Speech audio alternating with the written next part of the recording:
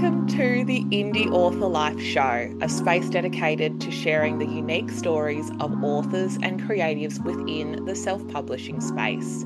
My name is MG Hunt, and today I'm here with a powerhouse author, Rachel O'Rourke, and we're here to chat about her writing life. So thank you so much for joining me today, Rachel. I have many questions for you that are related not only to your writing and your publications, but also about how you navigate the self-publishing space in the way of marketing, social media, presentation, and all of that stuff. So I hope you're ready.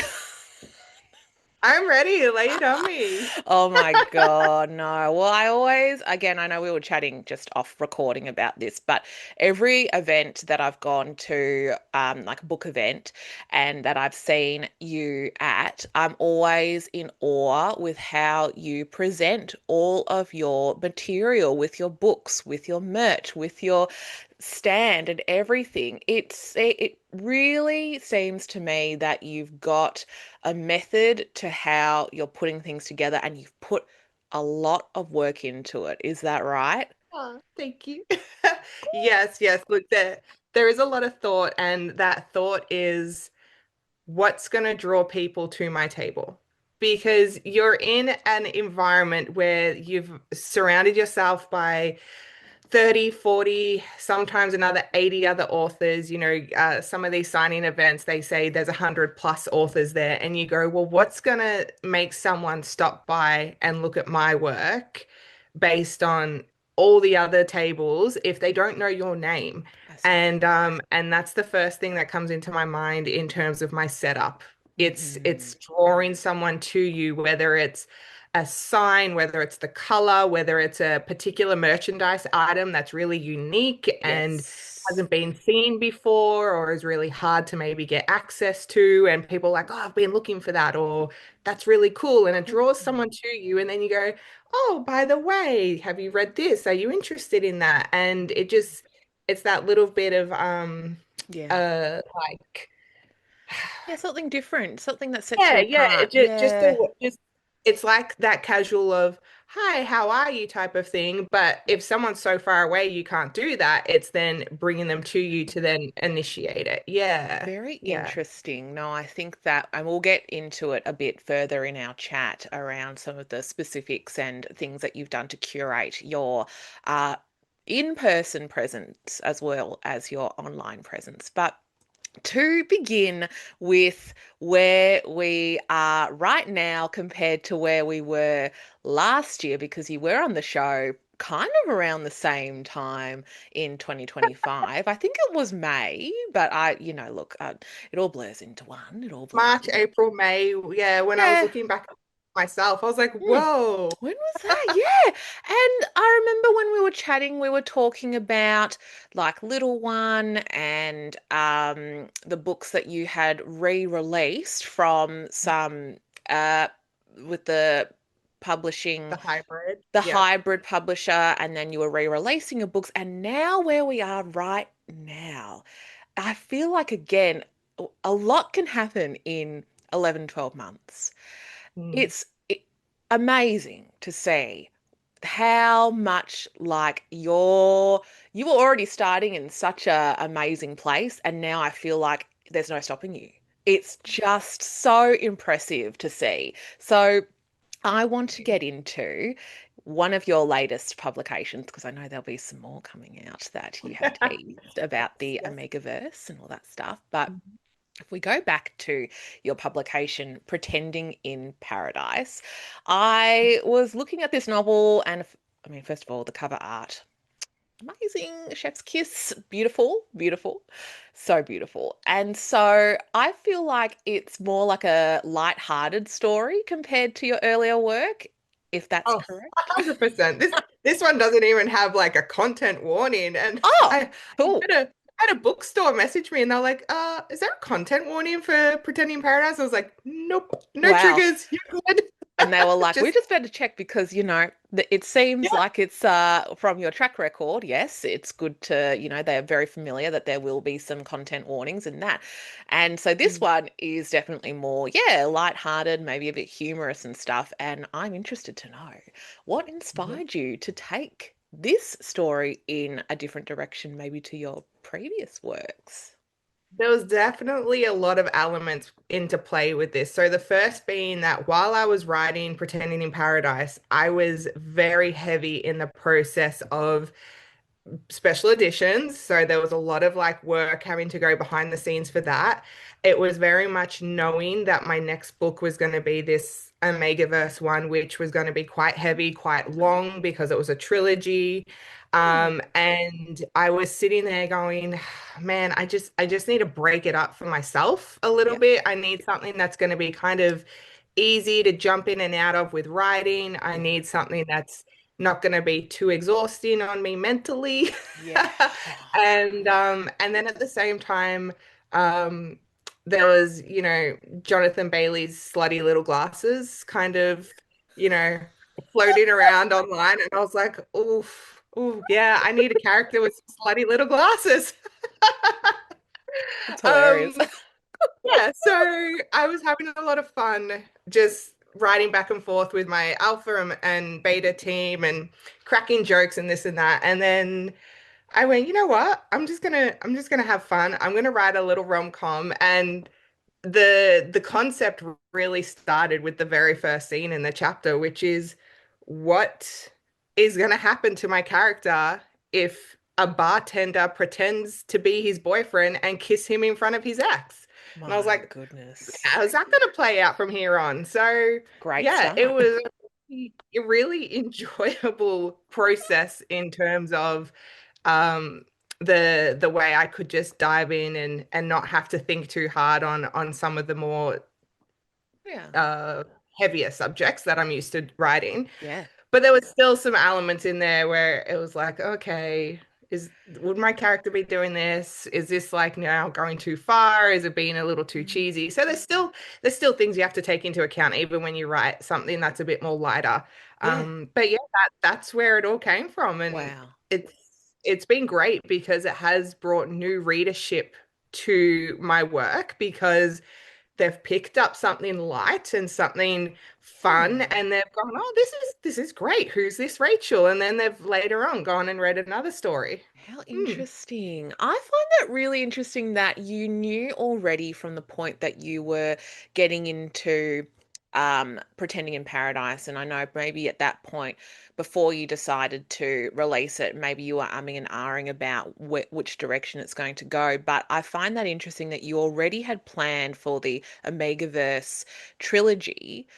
Mm. And so when you got into Pretending in Paradise, it was like this is a forced break in some Yeah. ways from the heavier stuff. And I do think that's important to protect our mental fortitude because you do write topics that are heavy. And I can imagine it's kind of like a bit of a I don't know whether it feels like an unnatural pivot for you to write in the like rom-com space. I don't know. What would you think about that? It wasn't unnatural in the sense that I've written like a lot of like comical lighter stuff just for myself before. It was unnatural for me though, knowing, is this funny? Like, Yeah. what you can find funny, other people might not. Like I'm sitting there laughing at my characters going, "Oh, but is this joke someone else's like humor, or is this going to come across as offensive or come across as like more silly?" So that started playing in the back of my head. Oh, interesting. And then I think too, when I was writing it, it was that very much the frenemies. So they were friends, but it was that person that you just get annoyed with when you're Yeah. around them for too long.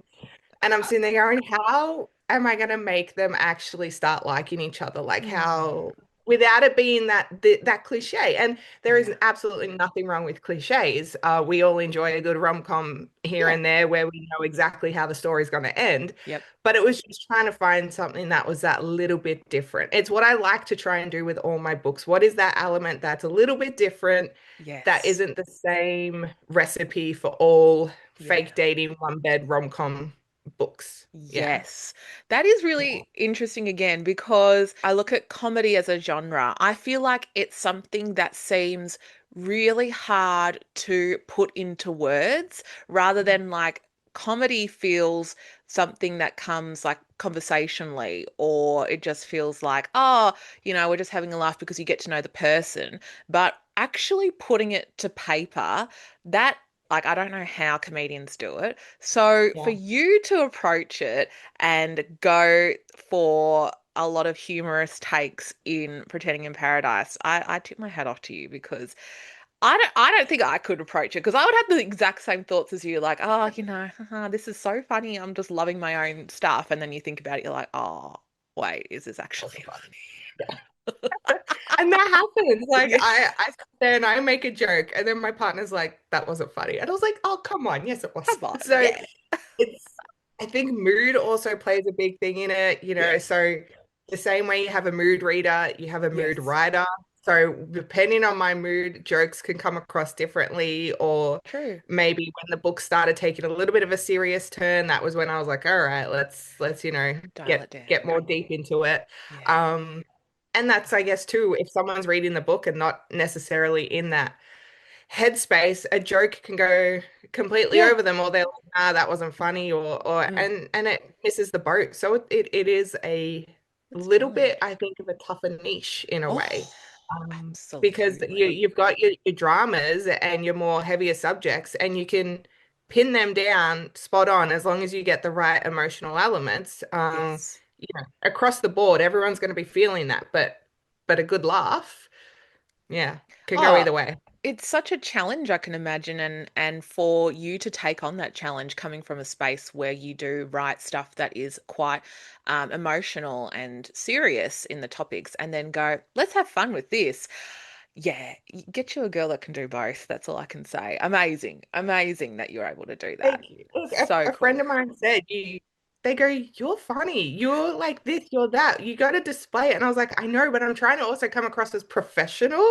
So when I do like my marketing videos and my TikToks, I'm like, I can easily make a fool of myself because it's Yeah, what I'm like with my friends. yeah. But it's that balance of you're also trying to make a business of yourself. So where do you Yeah. draw the line, Yeah, exactly. But I think if your intentions are pure, and I think that you know that you're doing the right thing and you're not, trying to offend anyone or anything like that, I think that it will come across as your natural self is who you are, and that's coming across in your social media and also in your writing too. So it's very, very impressive that you've been able to genre hop a little bit. And then I can imagine for the next one, now it's like into the trilogy with the Omegaverse, that's probably where things are getting a bit more serious again. I mean, yeah. Yeah.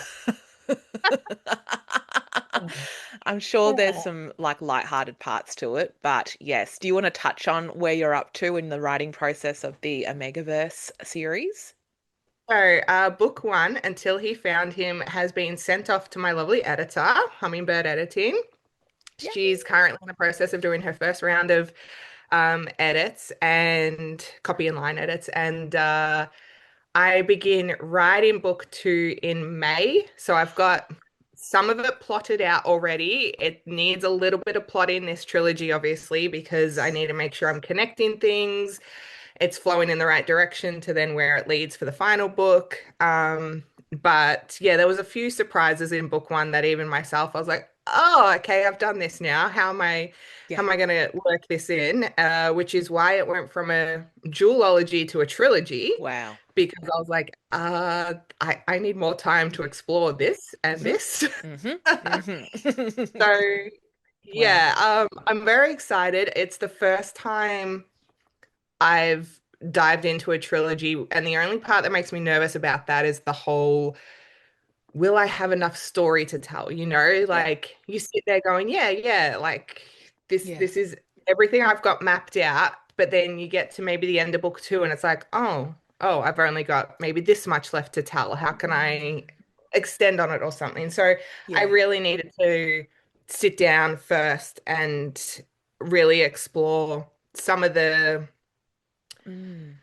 not paranormal elements because unfortunately Omegaverse is not yet its own genre. So you Uh-huh. do have to label it as a romantasy and you have to label it as paranormal um, Okay. because of the slight situations that happen within the universe. And Okay. so I had to yeah, kind of work in with, okay, how am I going to explain this and how am I going to make this work for people that know the genre and also not know the genre and Mm. make it easily understandable for first time readers without, really kind of sitting there like you're explaining it to a first grader or something. Well, Like I no one appreciate. likes to read a book and it feels like it's a little bit of so this is when blah blah, and you go, no. No, look, but for someone who, like myself, who is like, I didn't even realize the Omegaverse was a thing until it was like explained to me, and I was like, oh, I know what's going. Yeah, that I'm Oh, familiar I've with heard it of now. that So before. I Yeah. appreciate you taking the time with this series to explain for the newbies. Well, that's the thing. It made me nervous because I've had this story for a long time, but being that it is Omegaverse, that's why it was on the back burner. I was like, let's bring out See You Again, let's bring out Little One, let's now do a rom-com. Let's build a bit of a following of people that know how I write, what type of story they're gonna get. Yep. And then if I give them something like an Omegaverse, they're still gonna know what my voice is like, what type of challenges my characters are going to go through.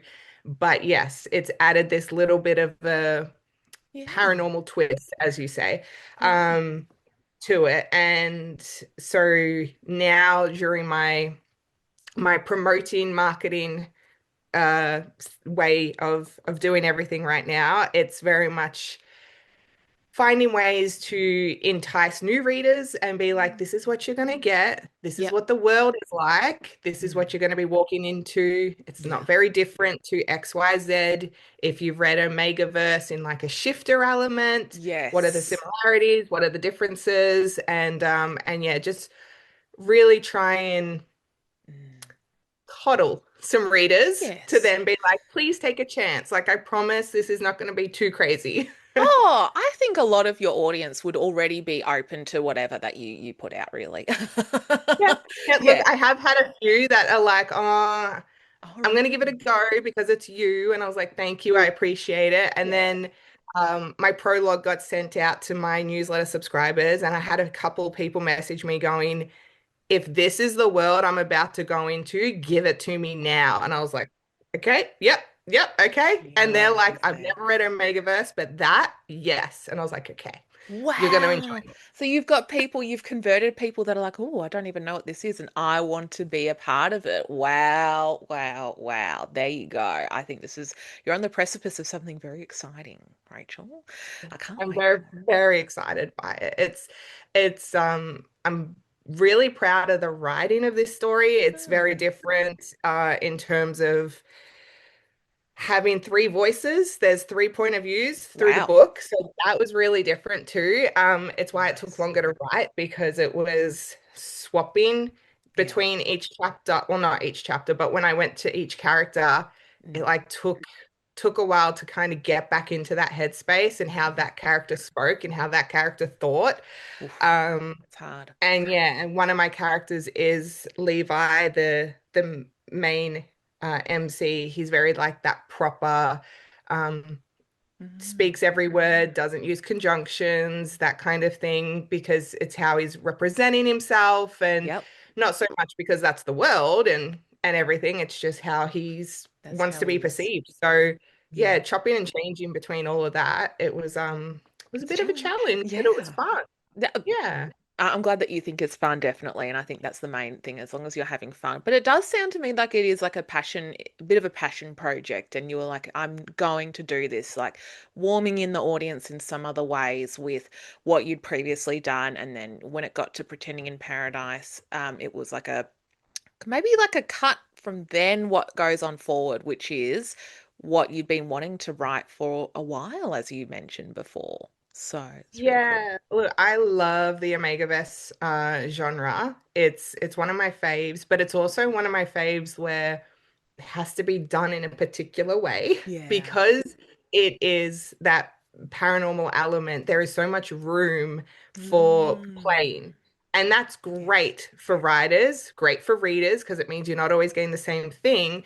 But Yeah. also for someone like myself, I sit there Oh. going, but that's been Mm. changed too much from the law or from the way it's meant to be. And so for me, I'm Ah. just like, no, like, Well, this is it give too. Like, it's just kind of dawned on me, and like, I don't know why I didn't put these two together, but like, your previous work didn't have paranormal elements in it, and now you're going into it. Yeah. yeah, Wow. yeah. It's Yeah. exciting. And I mean, I wouldn't call it paranormal. Like they're Hmm. still human, but they have these abilities. And Yeah. anything with an ability makes it, I guess, paranormal. Yeah. Um, Yep. so Yep. yeah, so as much as I love the genre, yes, I haven't probably read as much as I would because I'm Mhm. sitting there like, how does this person write it? How does that person write it? Like, what am I getting myself Mm. into? Yeah. Yeah. Um, and so yeah, so I stuck to the elements that I love about Omegaverse, which is very much that fated mates. It's the world where it's one alpha for one omega. It's all they want. And it's Yes. very much when they find each other, it strengthens them individually, it strengthens them as a couple. Um, and then I took it down a different path because I took it down the whole Omegas are very much always written as weak. They're always written as Ah, being used yeah. for sexual pleasures, things like Yep. that, which is still touched on in my book, but I did it Mm. in a way that it wasn't automatically perceived as that for Yep. their status, but it was more of just the way the world Mm. eventually became. The Interesting. way a status ended up being labeled due to power, due to segregation, due to prejudice, due to the incorrect Mm. information that was shared about each Ah. status, things like that. So it was without even realizing it at the time. And now, as I look back and I'm trying to market it, it was, yeah, me going, how do people see one another based Mm. on what we're being told in the world? Well, which is always something that is relevant, hyper relevant in our society right now with Yeah. misinformation and everything like that. But I think that you're in a, this is just my opinion, I think that you're primed to write stories that do subvert stereotypes in the way of the dominant and submissive character tropes, because I think that you had explored that in your previous work. And now when it comes into the Omegaverse, which from my limited understanding, does have kind of some stricter elements around that. So Yeah. now that you're approaching it from, I'm going to start twisting the narrative of what you're familiar with in regards to the sub and the dom, and that's just putting it again like a stereotype. But Mm. I think yeah, you're wanting to maybe push boundaries with that. So it's really exciting to see that there's like a bit of a change up with Yeah. what's going on in Yeah. your And world. you're not wrong. That is pretty much what I was doing and wanting to show that that yeah, you can have the Hmm. Omega, that's not the stereotypical Omega. You can Yeah. have a world that, everyone was kind of living in peace and harmony and everyone was of equal Yep. rights, equal status. And then, the few that band together and start saying, well, technically we're stronger and technically we're this, Mm. we can make this work in our favor. Yes. What happens? What Yeah. happens? I'm excited. What happens? I think it's going to be so cool to see where it goes from here. So, Yeah. leading into maybe more of your marketing perspectives and how you've been navigating the social media space, I am curious to get into a bit more about the online persona that you've been curating, which is certainly not a persona that differs from who you are in person. I will say it is very natural and fun, and it looks very clear with what you're marketing on your Instagram in particular. So, if we get into a little bit about that, how important is it for you to curate a distinct author brand for yourself, the author that is Rachel O'Rourke? For my sanity of OCD, very, very important. Yes, I keep a nice little aesthetic structure on my page. I didn't when I first started this little journey, and as I kept going back to my page, I was like, this looks chaotic. And if it looks chaotic to me, I was thinking, how's that going to look for a reader that comes to my page for the first time and is trying to find something, or you know? Hmm. So I was like, okay, I'm gonna start doing my colors, which is like the green, the purple, the white. They were the colors of my logo. So I started wanting to repeat on them um Very in my cool. post. And then I was just trying to, yeah, I was wanting to do things that it grabs you in the post, not in the description, because Hmm. no one really reads the description anymore. They don't have the time to do that unless there's like some real nitty-gritty details they need. Yeah. If that video, if that picture, if that like title doesn't draw someone in while they're scrolling and flicking, then you're gonna lose them straight away. Yep. And I was recently watching an interview where someone said even movies these days are getting written in such a basic way because they know people will be scrolling online while Yes. watching a movie. I've heard So that. now Mm. the movies, they're literally wording every plot detail because they have to expect people are kind of half listening and half doing this. So with that Mm. in mind, I'm like, what's going to draw someone straight away while they're doing that? And yes, so Yeah. that's the main key while marketing. It's that quick little Like, look at incentive me. to make someone go, "Whoop, what was that?" Because And we are then scrolling. Like I am going through my phone as much as I've on a bit of a social media break at the moment, but oh, because I good. do think that's necessary. You need to have some time away from it. But when I do get on, it's just a habit to just go poof, poof, poof. Like it's just Yeah, so quick to just scroll, scroll, scroll. So you're very conscious of grabbing people's attention with your yeah. graphics. And it's very hard to do. Yeah. Like even when I made a video the other day, I was like, well, this is a professional way to start it. And I was like, okay, but they're gonna hear the first like 2 seconds of the video. What's gonna make them stop to keep watching it? So I kind of like Mm. flipped the script a little and added in a little like pun joke, and then I was like, all right, let's see if this works. And yeah, it's it's been getting more views than my other videos for the first time. I was like, all right, this is what I need to do now. Yeah. But it takes time. It Yeah. takes time, and you can have so many followers, and that doesn't mean they're all going to be seeing your work. It doesn't mean they're all liking it, commenting it, sharing it.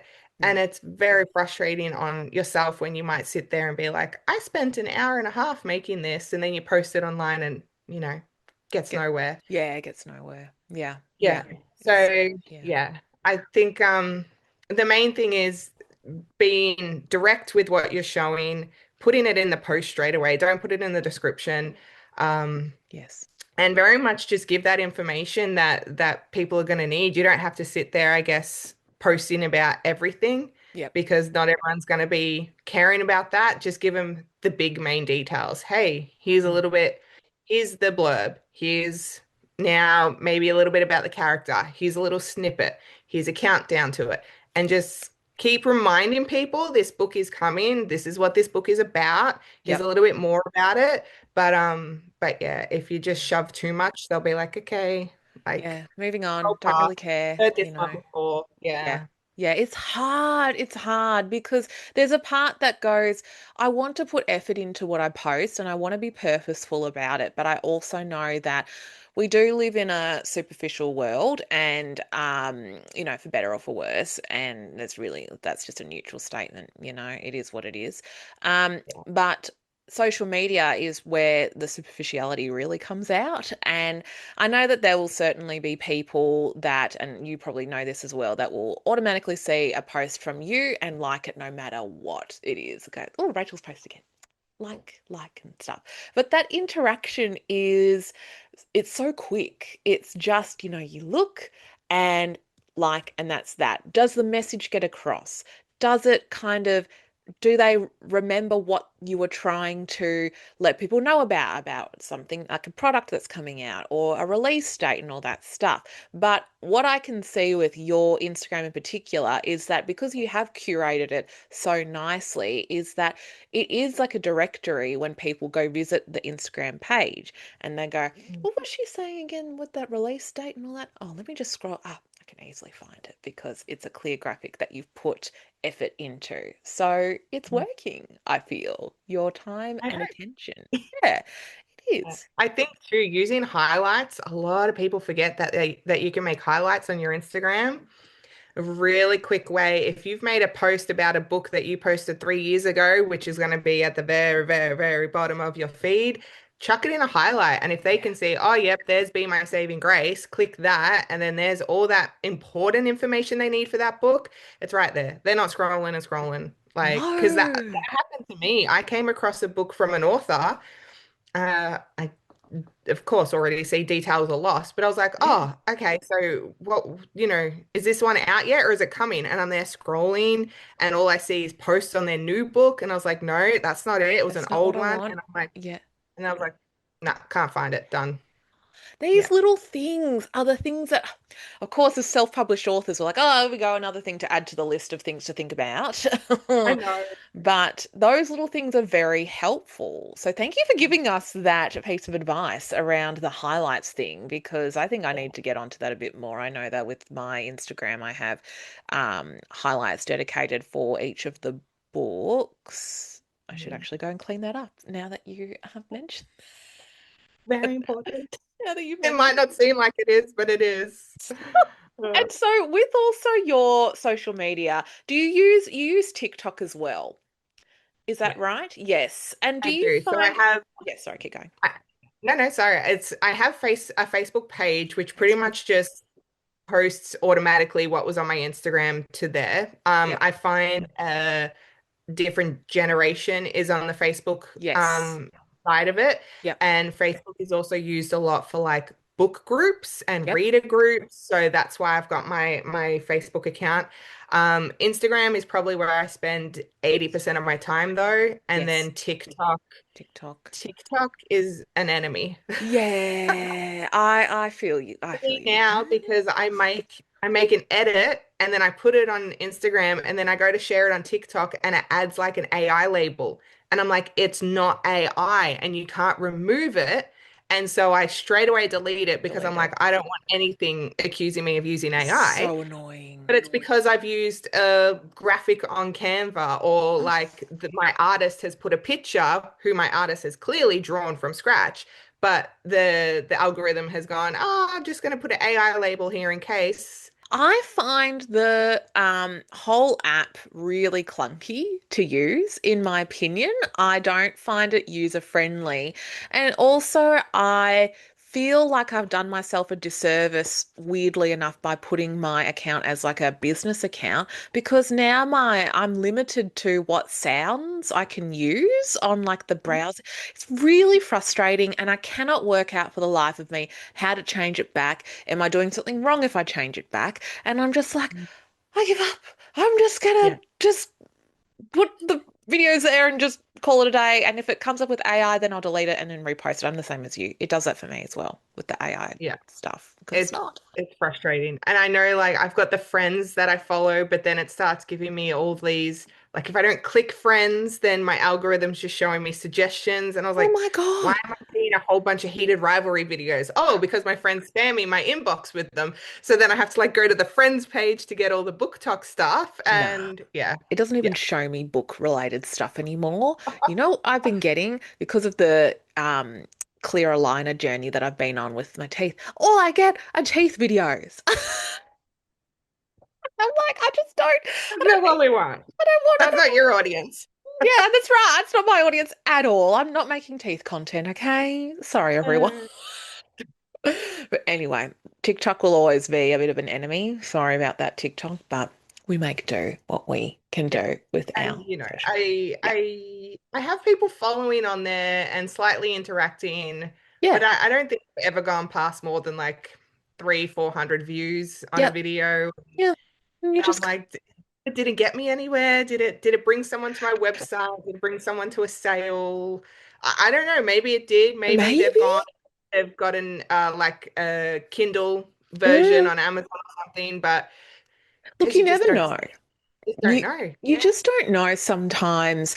And I've probably told this story before about how there was a bookshop that reached out to me based in Victor Harbor, which was the Squirrel and Sparrow, and they Mm. found me from a TikTok video. And in my mind, I'm thinking, yeah, that video with 4 likes.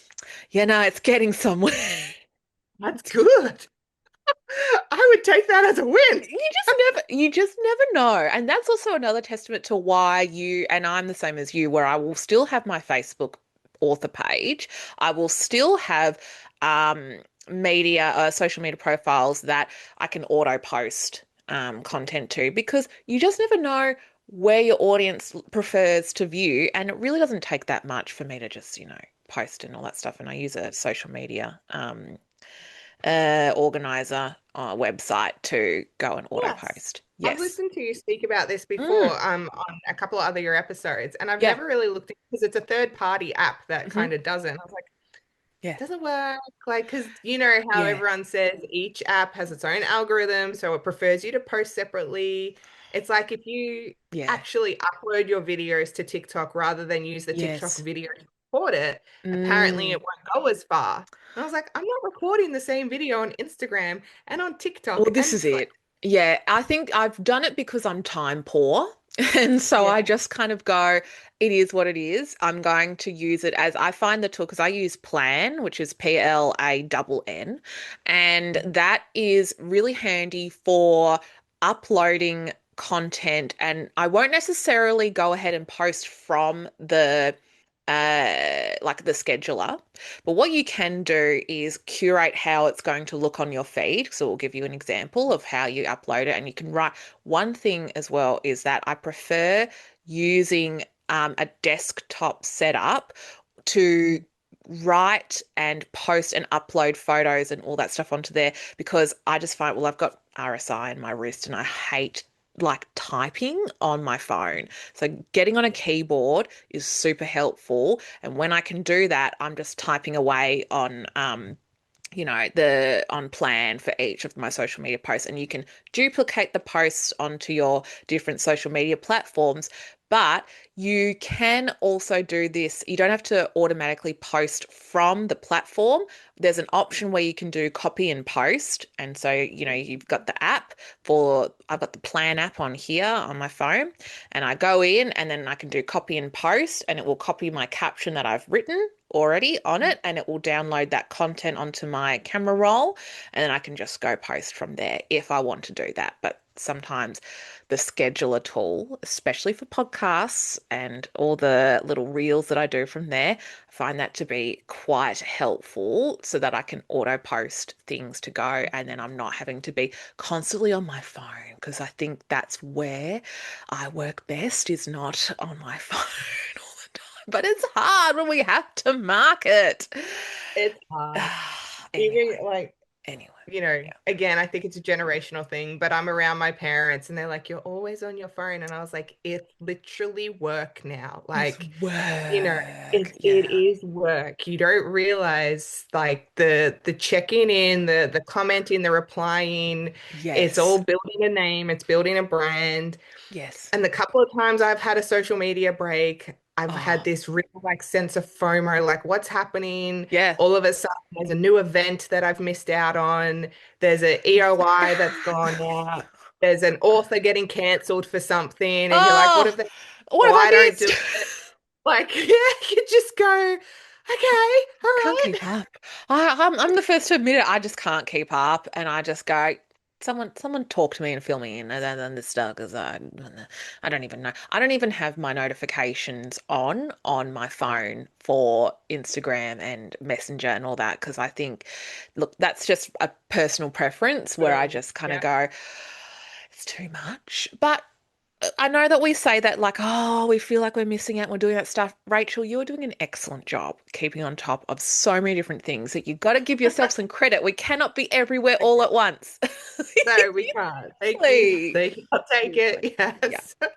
It's hard. It's hard. But Yeah. also the most important thing is the products. Well, I say products, but they're more than products, which is the creations of the writing that you're doing, which does bring me into something else that I want to touch on, which is your beautiful special editions of some of your publications that you have rebirthed into the world. So I'd love to get into the details around the creation of these special editions. Oh my goodness. Honestly, I still don't believe they're mine.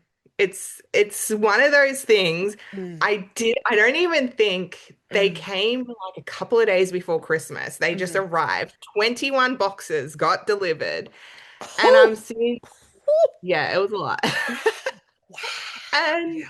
I had family over, so I couldn't even like enjoy it then and there. It was like put the Yes. boxes away and then go back to the family function. Yes. And then that night I'm going through them and I'm just like, Wow. this has my name on it. This is my book. This book looks like it's something that I should have bought it at a proper bookshop.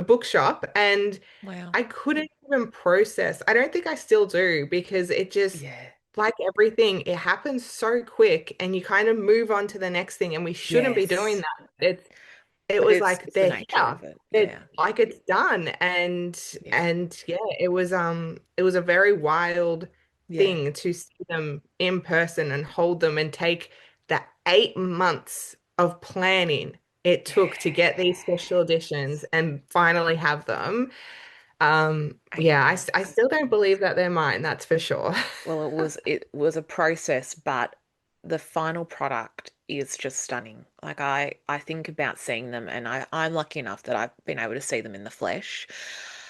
It took my Yeah. breath away because they were so thought out and also the colors that were chosen, like right from the details of the colors that were chosen to the way that the finish of the special editions looks. Like it does have a I don't know whether satin is the right word or maybe there's a particular print term for it, but it is like a soft reflective look to the covers, which are just beautiful.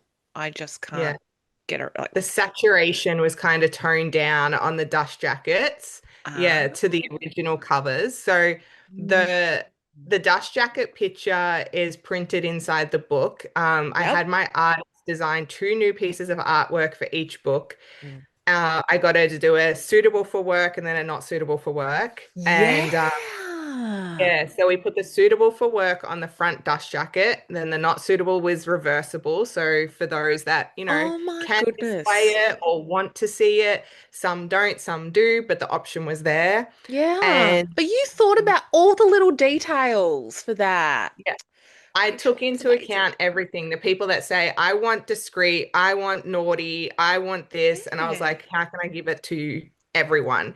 So Wow. I love the classical material based hardcover books that Yeah. have, the embossing foils, like love that.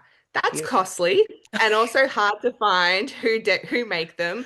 So I was like, let's Oh, replicate it. Let's replicate it. So my wow. hardcover looks like that. The like it looks like it's a material, but it's just, a standard hardcover. Yes. That's the Yeah. way the color palette was done.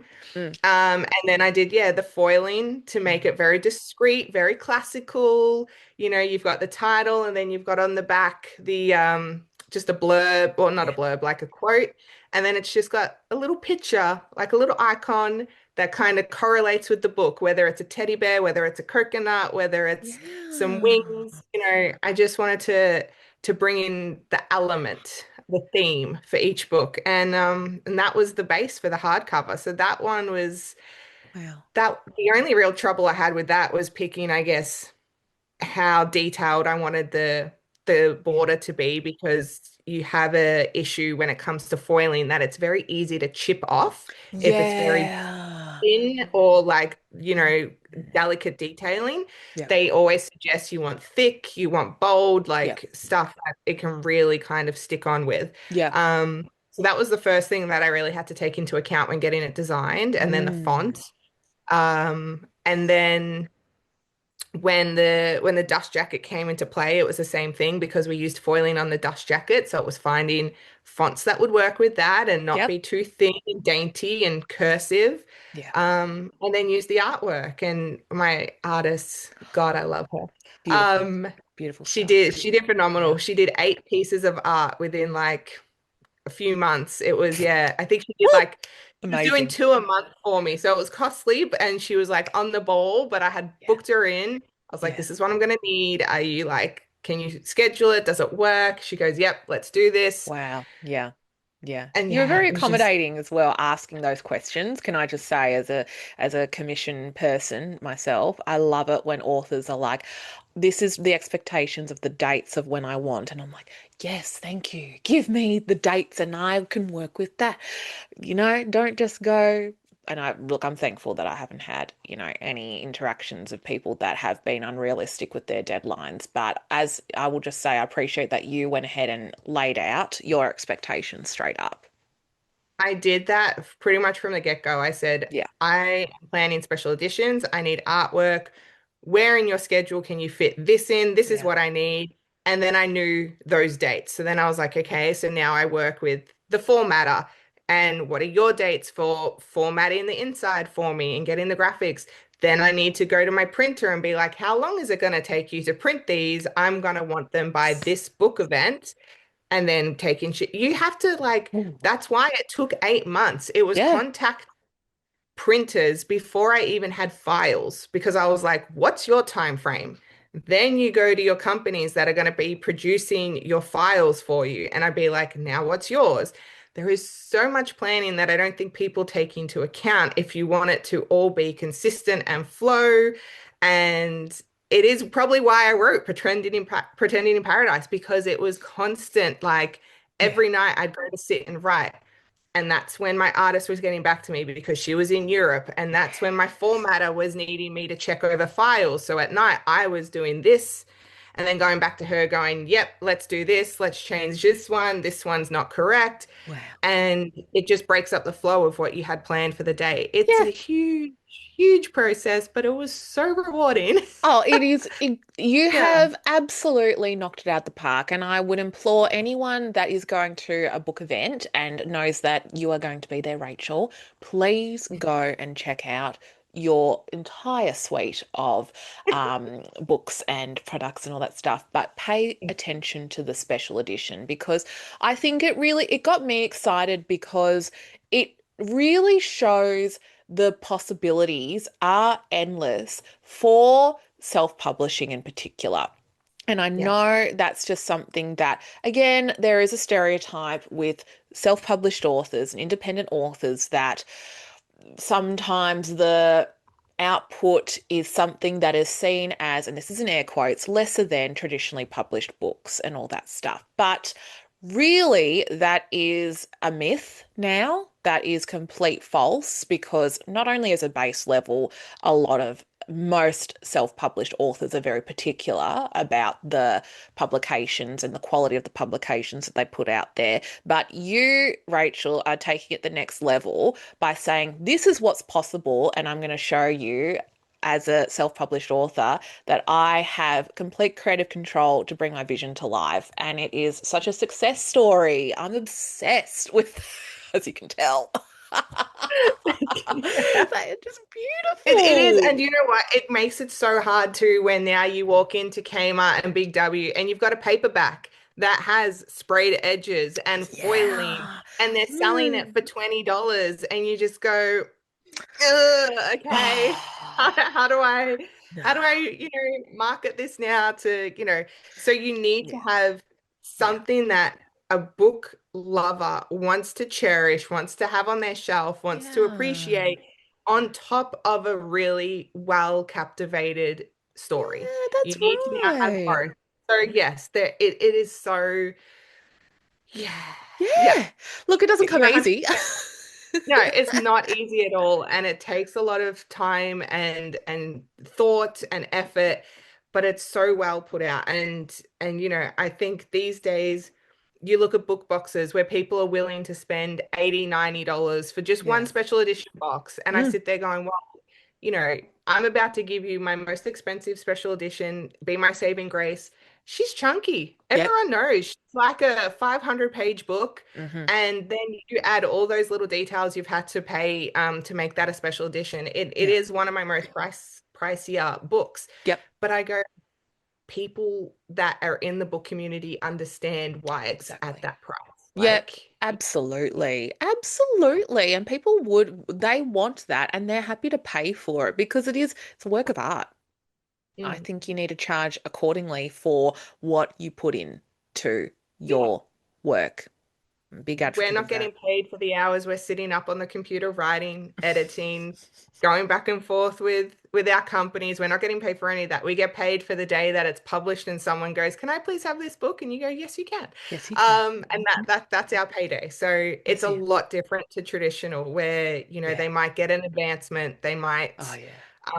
they Yeah. might get, a cut of sales, and those sales go out the door because every bookstore around the world's taking Mm. 2,000 copies straight off the bat. It's Hmm. a lot harder, but Yeah. we work so damn more for it, and we appreciate it so much more because we've had to put in that work. One That's right. sale means the world to us because, Absolutely. Yeah, yeah. yeah, It's a lot of work, but it's also your legacy too, as the author that you are, because you're putting this out there as an expression of your creativity, your passion for what you're doing, and you've done it in the way that you wanted to, which is the beauty of self-publishing. That's probably yep, the biggest pull to why I really enjoy being a self-published author, and I think that's the same with a lot of people in mm, this world is that complete creative control is so important in this world where it feels like,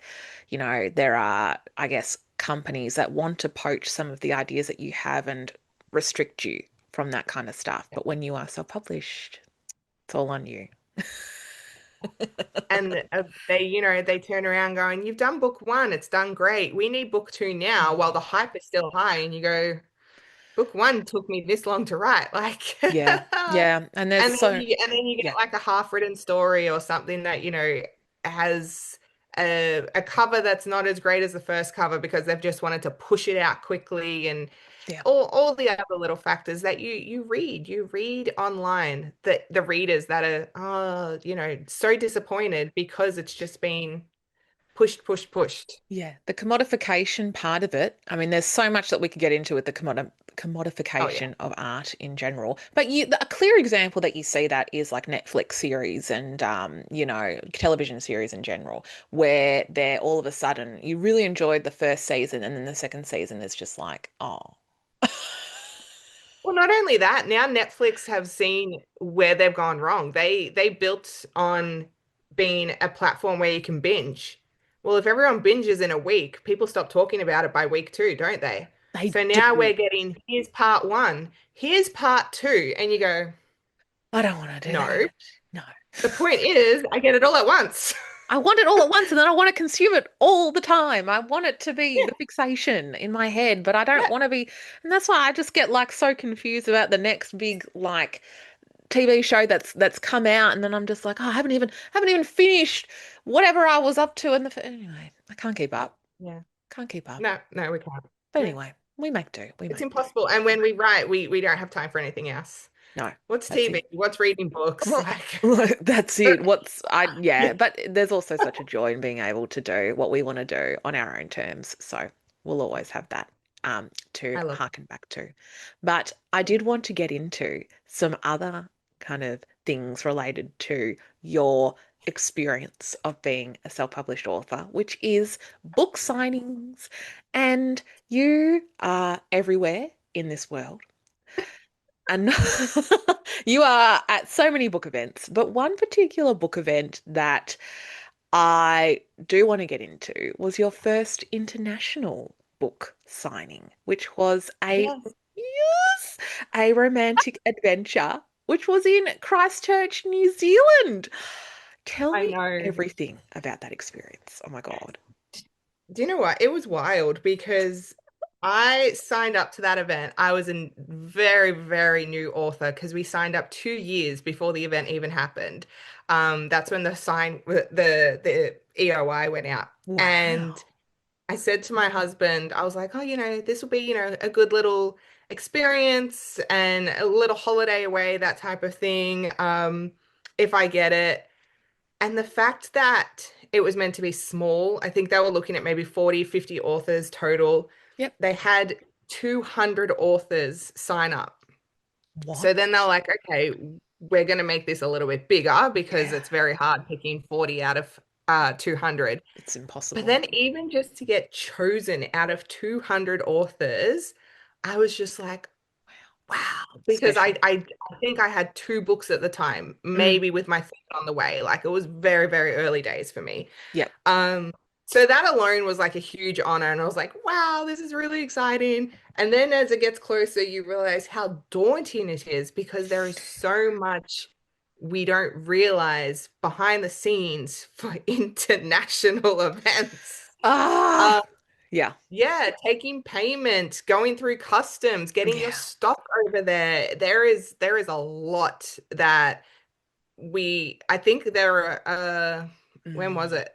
So the event was in March. I Yep. think I spent a lot of January, I'd say at least 2 weeks, just looking into payment options, my stock, what was the best way to do it. My God. And I think I went with just doing my luggage, being international. I got 30 kilos. Me Yes. and my husband were going. So they were like, all Got right, two. 60 kilos. How much can I Awesome. get in 60 kilos? Yeah. Um, That's a that, good amount. Like 30 kilos yeah. alone for one person, that is really, really good. So, did you have to pay like extra on top of your ticket to get that amount? No, it's included. Oh, okay, I cool. was very lucky. Sorry. It was all Nice. done and I made it work. I was literally my bag was 30.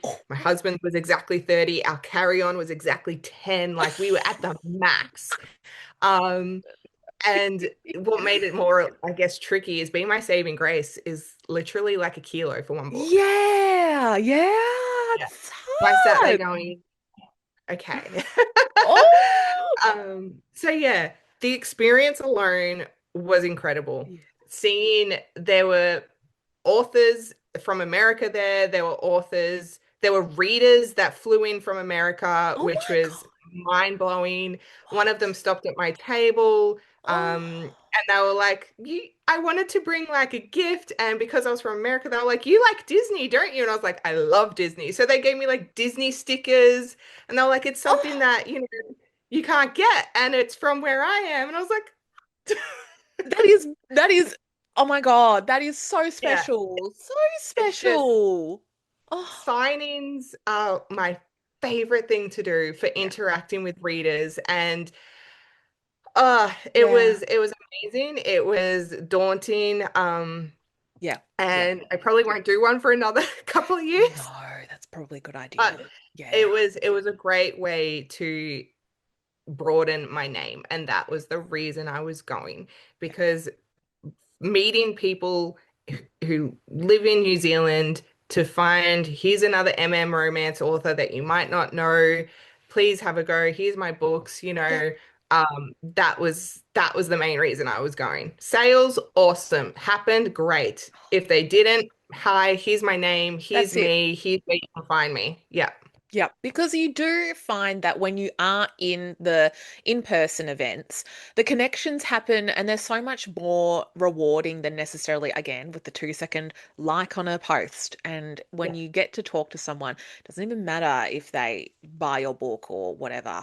If they talk to you and go, "Oh, I really love your stuff," then you know that like, oh, that just means so much when you get to have that interaction. And with international signings, like again, I mean, I have one coming up next month, which I'm just Yeah. like, oh my God, it's going to be, yes. But luckily it is in New Zealand. And I say luckily because with Australia and New Zealand, like, of Yeah. course, there's a lot of differences, but we do have like a bit of privilege in some ways with getting through. It's recognized Your passports and sister country. They're like, yeah, oh yeah, yeah, yeah, yeah, yeah, yeah. Oh, we know you. We know you. we know So you. We know you I'm and gonna what you're skip and a about. jump. You know, healthcare system's pretty similar. So, if you get Yeah, sick, you're not going to be too stuck out on a you're right. limb. Yeah, exactly. But I think with New Zealand, I will say if you are based in Australia and you do want to give an international signing a go, I think New Zealand is a great option because there's Mm, so many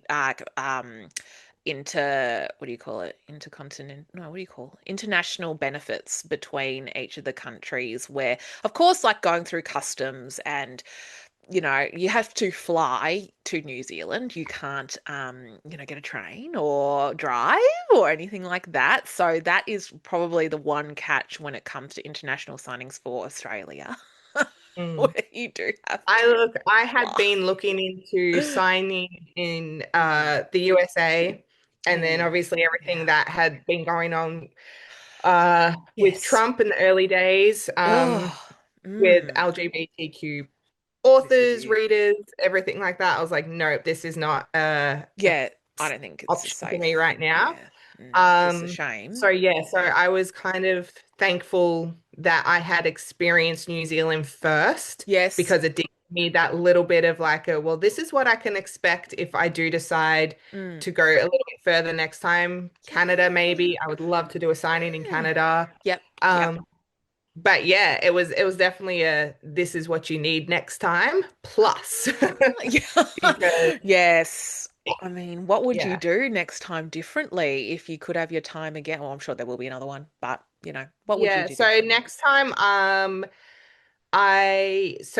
do my special editions as a buy at table Yep. exclusive, Uh-huh. which might eventually change, but the reason being is that the pre-order systems we use take a hell of a chunk in your sales. So Yeah. that is why I don't generally put them up. But Yep. yeah, if I was going international, I would probably offer everything available for a pre-order, not Yep. just buy at the table. Yep. And I would just say, look, unfortunately, I've had to bump the price up a little bit, but at least you're guaranteed you're going to get it. Yes. Because being international, I can't bring a lot of stock. That's it. There were a few people that, yeah, missed out because I had only like five, where normally I'd bring 15, Yeah. things like that. Uh, I would Mm. probably next time as well, look at bringing a little bit more variety because people don't know who I was. So when I Oh, asked in the okay. Facebook group, would people prefer special editions or paper books, Yes. paperbacks? Everyone said special editions. Right. But then you have a currency conversion. So your book's Mm. going to be that little bit more pricier. Yeah. And then when someone's walking past your table, they've never heard of you, they've never read you, spending that type of money can be a little bit daunting. And I would Yes. totally understand that. Yeah. So I That's think normal. next time, yeah, I would bring a little bit, maybe like Like an 40, entryway 60. sort of thing. Yeah, and then Yeah. have that option there because there were people that were like, "Oh, you're on Kindle, awesome. I'm going to read you and then come back and get a book." But if I had had maybe a paperback there, they might have just gone, "I'll grab a paper book." Like that's not going to be a huge expense if Oh, I it's don't end up hard. enjoying your work. So that was something I learned that I'll take into account next time I do an international as well. Wow, Mm. that's really interesting because it is one of those things where you don't, with any book event, you don't really know what people are looking for. And you did a really good job by, putting it out there, asking, oh, what would people prefer? So special Mm. editions are part of it. But for the people that are just casual, they just want to pop in and see, they don't know who is at the event. They've never heard of a lot of these authors and they see you and go, oh, I really want something. Gosh, it's hard. Like you just don't know what to bring. And so with like your books, did you also stock like the same amount of merch that you usually would for like domestic book events, or was it a bit different for this I international one? took the same I took all my merch except for one of the lines that I carry. I didn't take all the variants that I have of it. I Okay. just kind of took, I know this one sells really well. I know this one kind of works for what the brand of this event is. I'll just stock this one. Yeah. But Yeah. I sold out of it on the day, so I Wow. picked correctly. Yeah. So yeah, so I did that, but like what I notice at every event is you cannot plan No. for your most popular thing. So, for example, one event, little one might be my bestseller. It Yep. sells out, most of the time, especially people that buy the bundle where they get the coloring book and the book. And The then, bundles. for internet for this particular event, I found that my bestseller was my rom-com, Pretending in Paradise. Like that's what people wanted. And I go, Just don't know. how can you plan You when, can't. everywhere it's just different. So you kind of just got to evenly take stock, I think, of everything and just see what people want and have options in case you do sell out. Just say Yes. you can buy online and I'll throw in some artwork or Yeah. I can discount your shipping a little, something to say, sorry, but please continue buying because some people will walk away and be like, I'm not going to bother Yeah. buying that. Yeah. Yeah. It was in the moment. I would have paid for it, but then they walk away and forget. Yes. Having a Um, plan of what to do if you do sell out, I think is paramount. Yeah. yeah, 100%. I think too, for international, something you've got to take into account too, maybe not so much with New Zealand, but for, you know, the hopes of one day doing Canada or the States, they can get things so much cheaper over there too. Like I was talking to Yes. these lovely MM authors at Christchurch who are from the United States. And they're like, oh yeah, like we have heaps of stickers because stickers only cost us like 25 cents. And they're the little die cut ones. Oh my And God. there was three of us and we were like, a die cut sticker cost us $2 Yeah. for Yeah, like legit. that. Oh, what? And we go, yeah. Unless we bought like a huge batch, like any company here that sell die cut stickers. Yeah. So, we are like, hey, we've got this special edition and it's cost us XYZ. Yeah. And then we have to mark it up and then we have to, maybe convert it. But Yep. over in America, they can probably get a Yeah. special edition made up for maybe $10. It's And crazy. Crazy you how go, good how that can is. I Yeah. compete with that? So It's that's a another difference. thing to probably, Yeah. yeah, I'd have to take into account while traveling. It's Yep. what's going to sell, what's going to market, that Yeah. type of thing. It's a Yeah. unique It's situation, hard. but it's also really special that you've been able to Yeah. do that. So, look, the US will happen, Canada will happen, and I can't wait to see it. So I can already Oh, see, yeah, it's just going to be up and up and up for yourself. I should it's get been. into the last part of this wonderful, wonderful chat that we've had today. What is next for Rachel O'Rourke? Tell us what is on the horizon, your next book events. Let us know. Yes. All right. So I will be at a Thousand Lives Book Convention, which is on April 18th in Melbourne. I think a particular host will be there with me. Oh, yes, someone will be there. Yeah, might just have to Yeah. see if she's free for that one. But yes, I'll see you there. So I've got that one in April. I've got in May, I'll be in Adelaide at the Ara. a romantic fair. Yes. Yes. Then I've got a little bit of break in June, July, because that's when we start writing book two in Oh, my Omegaverse trilogy. So I'll also have the actual official release because that's at the end of June. So,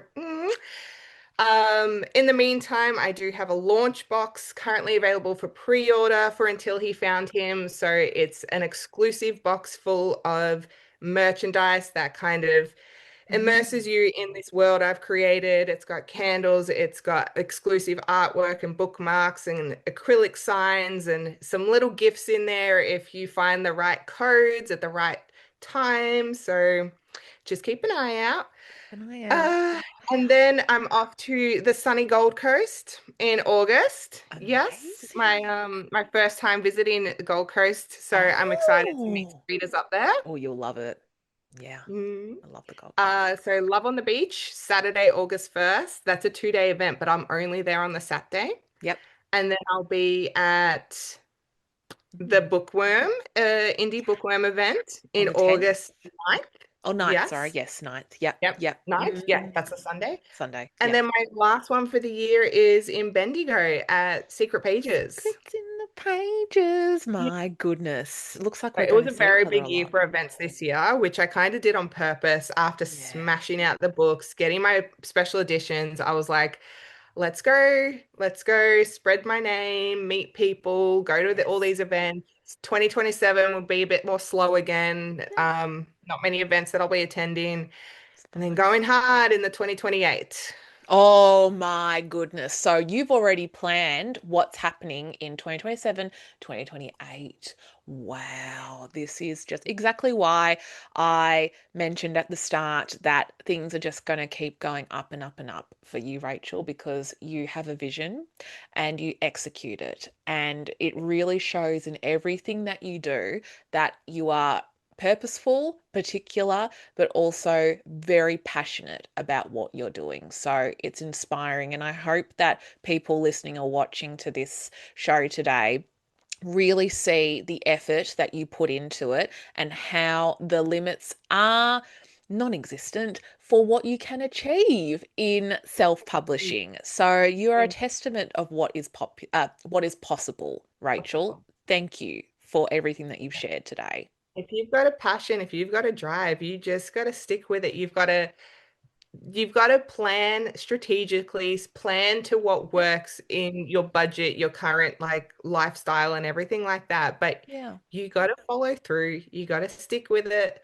and you just got Mm, to keep going. And that's it. I'm loving what I'm doing, and I want to make it possible. And I know that these are the elements that I need to include to make that happen. And that's what I'm doing. That's it, and you're succeeding. And it is, yeah, it's so inspiring, so inspiring. I look up to you in Thank so many ways, Rachel. you. Can't wait to see you on the Yeah, 18th of April.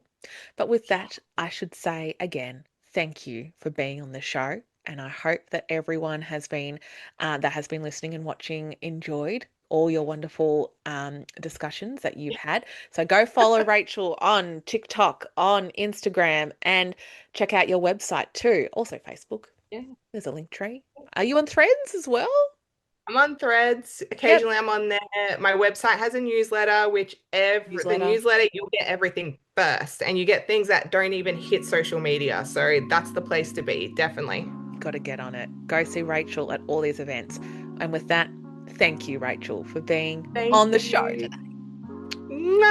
Thank you, everyone. Thank you for having me. It was so much fun. Thank you so much for watching the Indie Author Live show. I hope you've enjoyed this episode. If you want to know more about my own literary journey or the journey of some of our guests that you might have seen on the show, please consider subscribing or following my Substack or my YouTube channel. Finally, if you want to know more about my novel, Still Waters Run Deep, it is available on many distribution websites such as Amazon, Etsy, Baventi, you name it. All that information will be in the show notes if you're interested in learning more about my story to do with elemental magic and coming of age. Take care, everyone, and see you in the next episode.